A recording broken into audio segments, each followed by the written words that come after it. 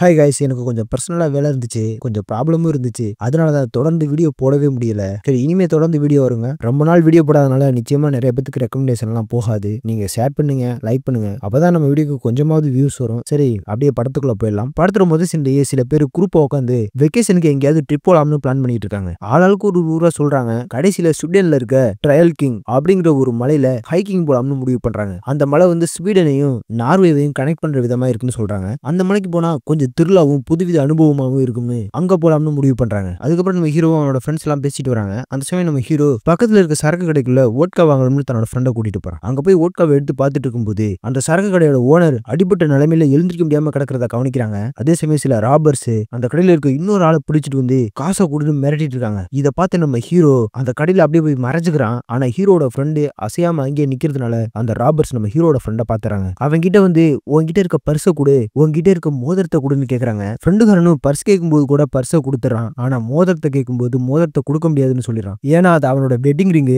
அவனோட ஒய்ஃப்னா அவனுக்கு ரொம்ப பிடிக்கும், அதனாலதான் கொடுக்க முடியாதுன்னு சொல்றான். ஆனா அவங்க நீ அந்த மோதிரத்தை மட்டும் கழட்டி கொடு, நீ உயிரோட போயிடலாம், இல்லைன்னா உன்னை நாங்க கொண்டுட்டு அந்த மோதிரத்தை எடுப்போம்னு சொல்றாங்க. நம்ம ஹீரோவும் அப்ப அவனை பாக்குறான், அவனும் நம்ம ஹீரோவை பாக்குறான். மோதிரத்தை கழட்டி கொடுக்க போறானா இல்ல அவங்க கூட சண்டை போட போறானு தெரியல. நம்ம ஹீரோவை பார்த்துட்டு அவங்க பக்கம் திரும்பும் போதே என்னடா மோதிரத்தை கொடுக்க மாட்டேங்கிறீன்னு அவனை வெட்டிடுறாங்க. ஹீரோ கண்ணு முன்னாடி அவனை கொண்டுட்டு அவனோட மோதிரத்தை எடுத்துட்டு போயிடறாங்க. ஆனா அவங்க நம்ம ஹீரோவை பார்க்கல. அதோட அப்படியே சீன் கட் ஆகுது. நம்ம ஹீரோ மறுபடியும் கண்ணு முழிச்சா ஸ்வீடன்ல இவங்க ஒரு மலையில ஹைக்கிங் போறதா பிளான் பண்ணியிருந்தாங்கல்ல, அந்த மலையில கண்ணு முழிக்கிறான். இப்ப அந்த சம்பவம் எல்லாம் நடந்து 6 மாசம் ஆச்சு. அவனை தவிர நம்ம ஹீரோட ஃப்ரெண்ட்ஸ் எல்லாருமே இந்த மலைக்கு ஹைக்கிங்காக வந்திருக்காங்க. ஒரு நாள் கேம்ப் போட்டு தங்கிட்டு அப்படியே அடுத்த நாள் ஆனதும் ஹைக்கிங் ஸ்டார்ட் பண்றாங்க. மலையில போற வழியில ஒரு இடத்துல கல் அடுக்கி வச்சு செத்து போன ஃப்ரெண்டோட போட்டோவை வச்சு அவனுக்காக எல்லாருமே ப்ரே பண்றாங்க, அவனுக்காக வருத்தப்படுறாங்க. அதுக்கப்புறம் அப்படியே அன்னைக்கு நைட் ஆகுது. இவங்க மலையோட உச்சியில இருந்து இன்னொரு மலையோட உச்சியை பாக்குறாங்க. அந்த மலையோட உச்சியில ஒரு ஹோட்டல் இருக்கு. அந்த ஹோட்டலுக்கு போறதா உங்களோட பிளான். அந்த ஹோட்டல ஒரு உயரமான மலையில கட்டியிருக்காங்க. மலையை சுத்தி நல்ல வழியில போய் அந்த ஹோட்டலை ரீச் பண்றதா உங்களோட பிளான். அப்படியே அடுத்த நாள் விடியுது.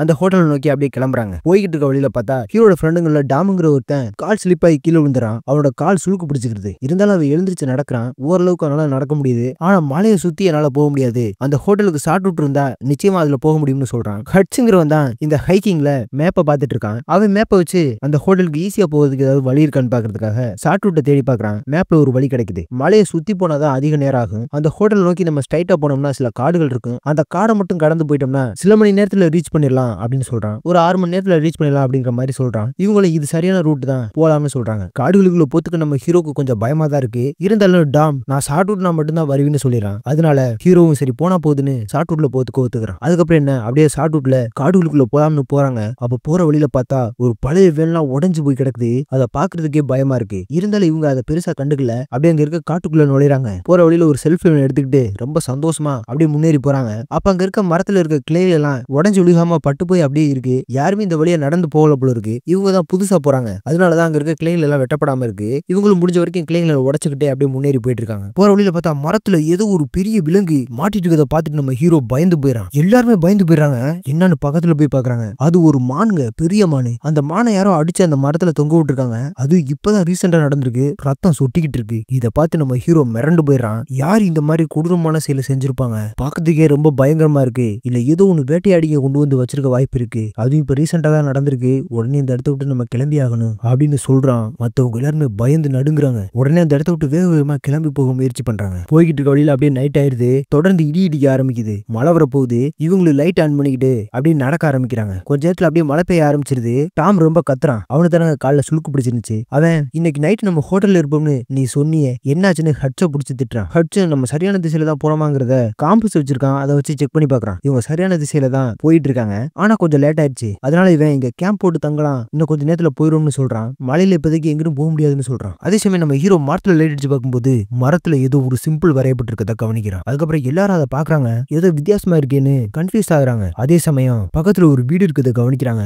அப்பாட அந்த மலைக்கு நம்ம இந்த வீட்டுக்குள்ள போய் தங்கலாம்னு முடிவு பண்றாங்க. யாருட்டு வீடுனே தெரியல, கொஞ்சம் பயமா தான் இருக்கு. இருந்தாலும் டோரை ஓபன் பண்ணி உள்ள போயிறாங்க. ஆனா நம்ம ஹீரோ போறதுக்கு முன்னாடி மட்டும் காட்டுக்குள்ள ஏதோ சத்தம் கேக்குது. இவனு லைட் அடிச்சு பாத்துக்கிட்டே இருக்கான். எதுவும் சரியா தெரியாதனால சந்தேகம் கலந்த பயத்தோடய அந்த வீட்டுக்குள்ள போறான். அந்த வீடை பார்த்தோம்னா எல்லாருக்குமே ரொம்ப பயமா இருக்கு. அந்த பயத்தோடய வீட்டுக்குள்ள லைட் அடிச்சு பார்க்கும்போது இவங்க மரத்துல ஒரு சில சிம்பிளா கட் பண்ணி வச்சதை பார்த்தாங்கல்ல, அந்த மரத்தோட பீஸ அந்த வீட்டுல தான் தொங்க போட்டிருக்காங்க. இதெல்லாம் பார்த்து இவங்களுக்கு ரொம்ப பயமா இருக்கு. ஏதோ வித்தியாசமா இருக்கு, நம்ம இந்த வீட்டுலயே கொல்லப்படலாம் அப்படின்னு கூட நினைக்கிறாங்க. அந்த வீட்டுல ஆள் நடமாட்டமே இல்லாதனால இந்த வீட்டுல தங்கியிருந்தவங்க ரொம்ப வருஷத்துக்கு முன்னாடி இதை காலி பண்ணிட்டு போயிருக்கணும்னு நினைக்கிறாங்க. சரி சரி அந்த வீட்டுக்குள்ள என்னதான் இருக்குன்னு அந்த வீட்டை சுத்தி பார்ப்போம்னு முடிவு பண்றாங்க. அதே சமயம் அங்க ஒரு ஏணிப்படி இருக்கிறத கவனிக்கிறாங்க. அந்த ஏணிப்படியில போய் மேல இருக்க ஃப்ளோர்ல பாக்குறாங்க. அங்க இருக்க ரூமுக்குள்ள ஒரு சூனியக்காரியோட சிலை இருக்கிறத கவனிக்கிறாங்க. பயந்து போறாங்க. உண்மையிலேயே அது ஒரு சூனியக்காரியோட சிலையா இல்ல ஈவிலோட சிலையான்னு இவங்களுக்கு சரியா தெரியல. இது ஒரு சூனியக்காரியோட சிலையா இருக்குன்னு இவங்களாவே நினைச்சுக்கிட்டு பயந்து போய் அந்த ரூம் அப்படியே மூடி போட்டு கீழே வந்து தூங்க ஆரம்பிக்கிறாங்க. வெளியே பயங்கரமா மழை அடிச்சு பேஞ்சிட்டு இருக்கு.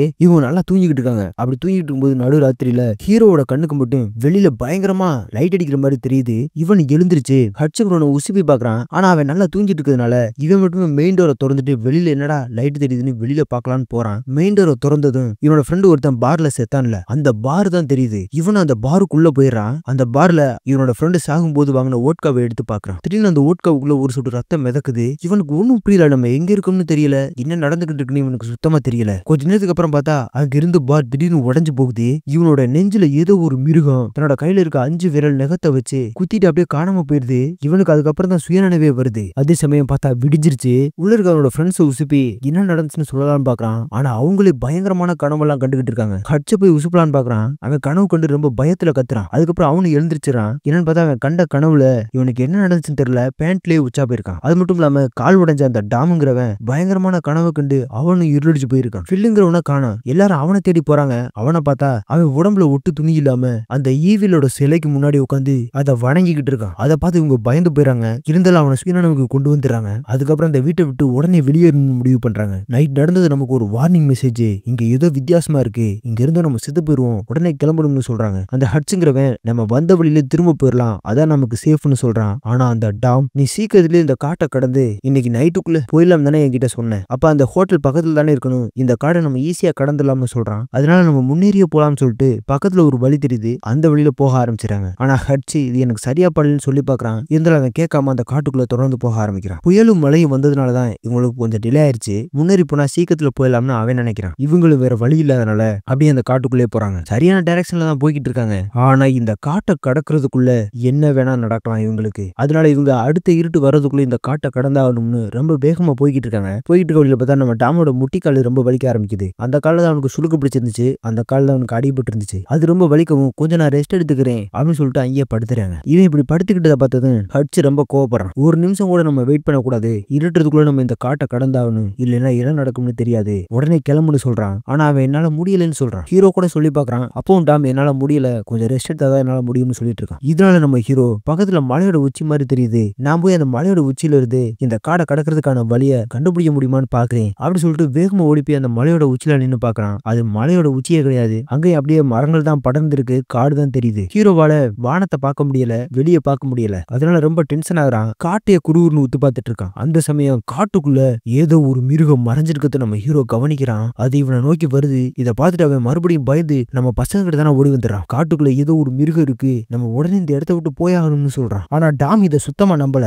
நீ சொல்றது அப்பெல்லாம் நம்ப முடியாதுன்னு சொல்றான். அந்த சமயம் நம்ம ஹீரோ நீங்க எல்லாரும் தூங்கிட்டு இருக்கும்போது நான் வீட்டை விட்டு வெளியில வந்தேன், அப்ப எனக்கு என்ன நடந்துச்சுன்னு பாருன்னு சொல்லிட்டு அவனுக்கு இருக்க காயத்தை காட்டுறான். அந்த மிருகம் தான் இதுக்கெல்லாம் காரணம், உடனே நம்ம இந்த காட்டை விட்டு வெளியே போகணும்னு சொல்றான். இருந்தாலும் அந்த டாம் ரொம்ப ஓவரா பேசுறான். நீ மரத்துல ஏறதுனால அந்த காயம் வந்திருக்கலாம், சும்மா ஏதாவது பொய் பேசாத அப்படின்னு சொல்றான். ஹீரோவும் நான் பேசுறதுலாம் எதுக்காக எதிர்த்து பேசிட்டு இருக்க, நான் சொல்றதெல்லாம் எதுக்காக நீ பொய்ன்னு நினைக்கிற அப்படின்னு கேக்குறான். அதுக்காக முன்னாடி நடந்த சம்பவத்தை சம்பந்தப்படுத்தி பேசுறான். அந்த பார்பிள் நம்ம ஹீரோவும் இவங்களோட ஃப்ரெண்டும் சேர்ந்து போகும்போது ஹீரோவுக்கு மட்டும் எதுவும் ஆகல, அவனோட ஃப்ரெண்டு மட்டும் செத்து போயிட்டான். அப்ப அந்த கொலைக்கு இவனுக்கு சம்மந்தம் இருக்குமோ அப்படிங்கிற மாதிரி சம்பந்தப்படுத்தி பேசுறான். இதை கேட்டோன்னா நம்ம ஹீரோக்கு செம காண்டாயிருது. அவனை வாயிலே குத்தி விட்டு இதுக்கு மேல நீ என்னோட ஃப்ரெண்ட் இல்ல, என் கூட பேசாதேன்னு சொல்லிடுறான். அதுக்கப்புறம் ஹீரோ எல்லாத்தையும் விட்டுட்டு தன்னோட பேக் மட்டும் தூக்கிக்கிட்டு காட்டுக்குள்ள தனியா போக ஆரம்பிக்கிறான். அந்த சமயம் ஹட்ச் ரொம்ப நல்லவங்க. அவன் நம்ம ஹீரோ கிட்ட நீ தனியா போகாத, நம்ம எல்லாரும் ஒன்னா சேர்ந்து வேலை செஞ்சாதான் இந்த காட்டை கடக்க முடியும் அப்படின்னு நம்ம ஹீரோ பின்னாடியே போய் நம்ம ஹீரோவை சமாதானப்படுத்தி கூட்டு வந்துறாங்க. அதுக்கப்புறம் அவங்க அப்படியே காட்டுக்குள்ள வரும்போது அப்படியே மண்ணுக்குள்ள ஒரு துணி புதஞ்சு கிடக்கிறத பாக்குறாங்க. இவங்களும் அது துணி தான் நினைச்சு அப்படியே எடுக்கிறாங்க. பார்த்தா அது ஒரு டென்ட். அந்த டென்ட்டுக்குள்ள ஒரு பர்சன் கிடக்குது. அந்த பர்ஸ் எடுத்து பார்க்கும்போது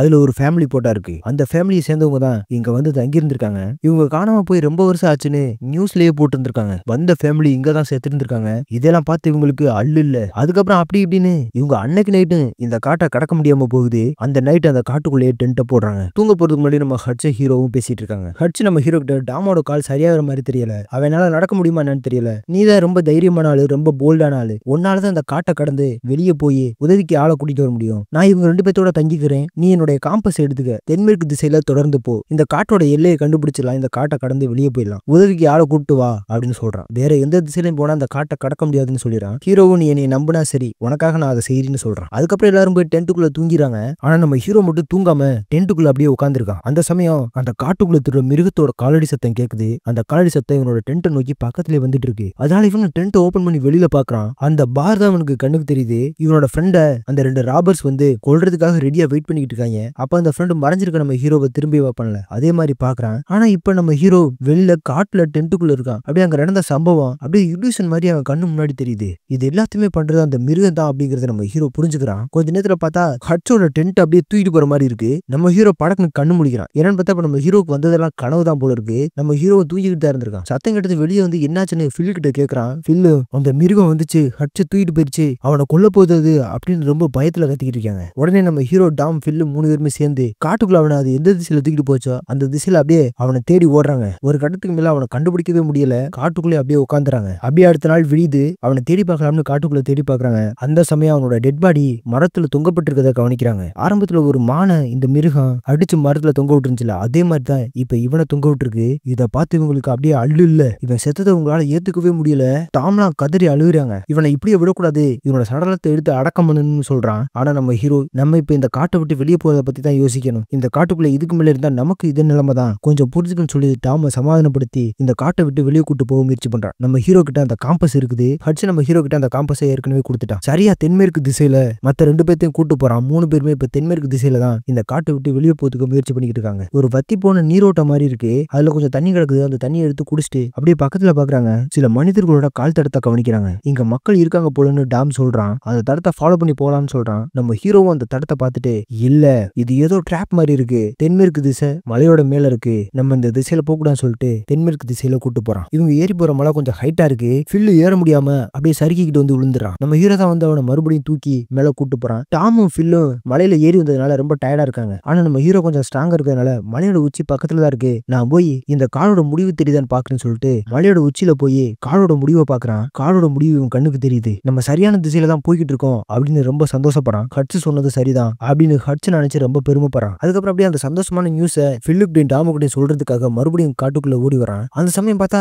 கொஞ்சம் இருட்டாவே ஆயிருச்சு. ஃபில்லு லைட் வச்சு அடிச்சிட்டு இருக்கான், எதையோ தேடிட்டு இருக்கான். நம்ம ஹீரோவும் ஃபில்லுக்கிட்ட எதரா தேடுற அப்படின்னு கேட்கறான். அவனு நாங்க ஏதோ சத்தம் கேட்டோம், அது என்னன்னு தெரியல, அதனால தேடிட்டு இருக்குன்னு சொல்லிட்டு லைட் அடிச்சு தேடிட்டு இருக்கான். அந்த சமயம் மரத்துக்கு நடுவுல மறைஞ்சிருந்த அந்த மிருகம் ஃபில்ல தூக்கிட்டு ஓட ஆரம்பிக்குது. அதை பார்த்துட்டு நம்ம ஹீரோவும் பயந்து போறான். இவன் பின்னாடி ஓடுறோம்னு ஒரு மரத்துல இடிச்சு வர கீழே விழுந்துறான். கொஞ்ச நேரத்துக்கு அப்புறம் எழுந்திரிச்சு வந்து ஃபில் வச்சிருக்க லைட் எடுத்து டாம் இருக்கானு அடிச்சு பாக்குறான். ஃபில்லையும் கூப்பிட்டு பாக்குறான், டாமையும் கூப்பிட்டு பாக்குறான். ஆனா எந்த சத்தமும் இல்ல. கொஞ்ச நேரத்துக்கு அப்புறம் டாம் தான் ஒரு மரத்துக்கு அடியில ஒளிஞ்சுக்கிட்டு இங்க வாடான்னு கூப்பிடுறான். நம்ம ஹீரோவும் அவனோட போய் ஒளிஞ்சுக்கிறான். என்னாச்சு ஃபில் எங்கன்னு கேக்குறான். ஃபில்ல தான் அந்த மிருகம் தூக்கிட்டு போயிருச்சு, இப்ப நம்ம 2 பேரும் மட்டும் தான் இருக்கோம், நம்ம 2 பேர்த்தையும் அந்த மிருகம் கொல்லதான் போகுதுன்னு ரொம்ப பயப்படுறான். நம்ம ஹீரோவும் கவலைப்படாத, எப்படியாவது நம்ம தப்பிக்க ட்ரை பண்ணலாம்னு சொல்லிட்டு உன்னால ஓட முடியுமான்னு கேக்குறான். அவன் என்னால ஓரளவுக்கு ஓட முடியும்னு சொல்றான். நம்ம ஹீரோவும் அவனை தாங்கி பிடிச்சுக்கிட்டு அப்படியே ஒரு வேகமான ஓட்டம் கலந்த நடையில அந்த காட்டை விட்டு வெளியேற முயற்சி பண்றாங்க. அப்ப அந்த மிருகத்தோட சத்தம் கேக்குது. அது இவங்க பக்கத்துல வந்துருச்சு. இவங்க அதை பார்த்துட்டு பயந்து ஓடுறோம்னு ஒரு பாதையில போய் விழுந்துறாங்க. அந்த பாதையோட ஓரத்துல விளக்கெல்லாம் எரிஞ்சிட்டு இருக்கு. இவங்க அந்த பாதையில போகும்போது ஒரு வீடு இருக்கு. அந்த வீட்டை திறந்துட்டு உள்ள போயிடுறாங்க. அந்த மிருகத்துக்கிட்ட இருந்து தப்பிச்சிடறாங்க. இவங்க செத்தம் படிச்சோம்னு அந்த வீட்டோட கதவை திறந்துட்டு வந்து விழுகிறாங்க. ஆனா அந்த வீட்டுக்குள்ள ஏதோ ஒரு லேடி இருக்க மாதிரி இருக்கு. அந்த லேடி இவங்கள கண்டுக்கிறவே இல்ல, எந்த ஒரு ரியாக்ஷனுமே கொடுக்கல. அதுக்கப்புறம் நம்ம ஹீரோவும் டாமும் மயங்கிறாங்க. கண்ணு முடிச்சு பார்த்தா அவங்கள கட்டி வச்சிருக்காங்க. நம்ம ஹீரோவும் சின்ன கேப் வழியா வெளியே என்ன தெரியுதுன்னு எட்டி பாக்குறான். நிறைய மக்கள் வேலை செஞ்சுட்டு இருக்கதை கவனிக்கிறான். மக்கள் நிறைய பேர் இருக்காங்கன்னு நம்ம டாமு கிட்ட சொல்றான். டாமு நம்மள அவங்க விடுவாங்களா இல்ல என்ன பண்ண போறாங்கன்னு தெரியலையேன்னு புலம்பிக்கிட்டு இருக்கான். கொஞ்ச நேரத்துக்கு அப்புறம் இவங்க இருக்க ரூமோட டோரை திறந்துட்டு சில பேர் உள்ள வராங்க. அதுல ஒரு லேடி வந்து நம்ம ஹீரோவுக்கு தண்ணி எல்லாம் கொடுக்குறா. அதுக்கப்புறம் அந்த மிருகம் அவனோட நெஞ்சில தன்னோட நெகத்தால குத்தி இருந்துச்சுல அந்த காயத்தை பாக்குறா. அதை பார்த்ததுக்கு அப்புறம் அவளோட காயத்தை நம்ம ஹீரோக்கு காமிக்கிறா. இதை பார்க்கும்போது நம்ம ஹீரோக்கு ஒன்னும் புரியல.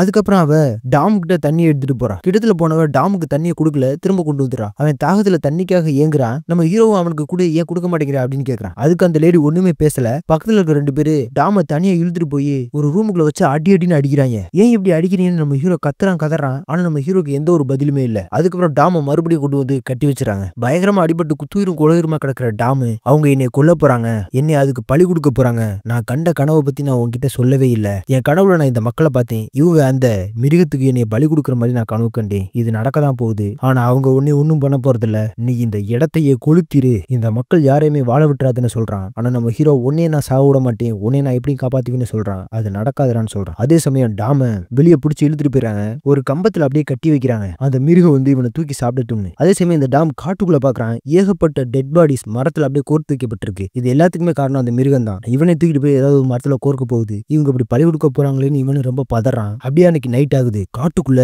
அந்த மிருகம் உருமுற சவுண்ட் கேக்குது. டாம் பாய்ந்து போயிருக்கான். அதே சமயம் நம்ம ஹீரோவும் அவனை ஒரு கைவிலங்குல மாட்டி வச்சிருக்காங்க. அந்த கைவிலங்கு விட்டு கையை எடுக்க முயற்சி பண்றான். அதே சமயம் காட்டுக்குள்ள உருமுன மிருகம் வெளியில வரவே இல்ல. அவனோட ஒய்ஃப் தான் வெளியில வரா. இவனோட ஒய்ஃப்னா இவனுக்கு ரொம்ப பிடிக்கும். ஹீரோ கிட்ட கூட என்னை எப்படி இதுகிட்ட பலி கொடுத்துருவாங்க, ஆனா நான் என்னோட ஒய்ஃபு கிட்ட தப்பிச்சு வர முயற்சி பண்ணு நீ போய் சொல்லணும் அவகிட்ட அப்படின்னு சொல்லியிருப்பான். அவ்வளவு பாசம் வச்சிருக்கான் அவன். அவ வரத பார்த்து இவனை மயங்கி போயிடறான். ஹே நீ எப்படி இந்த காட்டுக்குள்ள அப்படின்னு கேக்குறான். ஆனா அவ ஒண்ணுமே பேசல. பக்கத்துல வந்து இவனோட கண்ணத்துல கைய வைக்கிறான். அதுக்கப்புறம் பார்த்தா அவன் கண்ணுக்கு அந்த மிருகம் தெரியுது. உண்மை என்னன்னா அந்த மிருகம் இவனோட ஒய்ஃப் உருவத்துல வந்திருக்கு. அந்த மிருகம் சாதாரண மிருகம் கிடையாது, அது ஒரு ஈவில். ஆனா இங்க இருக்கவங்க எல்லாருமே அதை ஒரு கடவுளா வழிபட்டுக்கிட்டு இருக்காங்க. லோக்கியோட வம்சம்னு பேசிக்கிட்டு இருக்காங்க. அது அப்படியே அவனை தூக்கிட்டு போய் ஒரு மரத்துல கோர்த்து வச்சிருது. அதோட அவனும் செத்து போறான். இங்க நம்ம ஹீரோவும் ஹேண்ட் கப்பை விட்டு கையை வெளியில எடுக்கிறதுக்காக பெருவிரல உடைச்சு கையை வெளியில எடுக்கிறான். டாம் செத்ததை அவன் பார்த்துட்டான். நொந்து போயிறாங்க. அதே சமயம் ஒரு பொண்ணு வந்து இவனுக்கு சாப்பாடு வைக்கிறா. அவகிட்ட இவன் அது என்னன்னு கேக்குறான். அவளும் அது கடவுள்னு சொல்றா. இவதான் அது லோக்கியோட வம்சம்னு சொல்றா. அதுக்கப்புறம் நீ அதை வழிபடுறதுக்கு நைட்டு வரணும், அது உனக்கு ஒரு குடுப்பனை